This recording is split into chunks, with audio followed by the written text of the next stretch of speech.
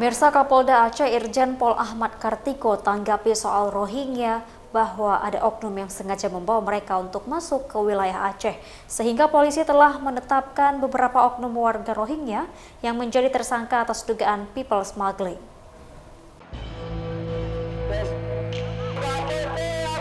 Kapolda Aceh Irjen Pol Ahmad Kartiko merespon pro kontra keberadaan Rohingya di Aceh. Di awal kedatangan Rohingya, warga Aceh sangat peduli dengan imigran Rohingya. Namun akhir-akhir ini di beberapa wilayah di Aceh, masyarakat menolak etnis Rohingya karena alasan tertentu. Menurut Kapolda Aceh, fenomena pengungsi Rohingya yang sedang terjadi merupakan kesengajaan dan mereka bukan terdampar. Polisi melihatnya lebih kepada penyeludupan manusia.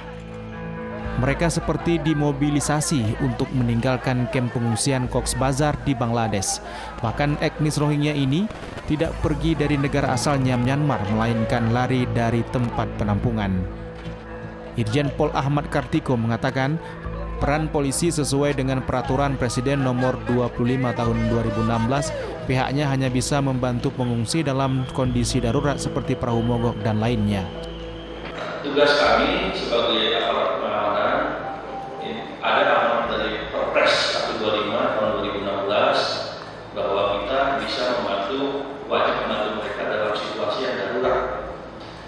Ada beberapa penolakan dari masyarakat di beberapa wilayah setelah kapal ini mendarat, sehingga kita harus mengantisipasi ini, konflik dengan agar tidak terjadi konflik antara masyarakat dengan para pengungsi ini.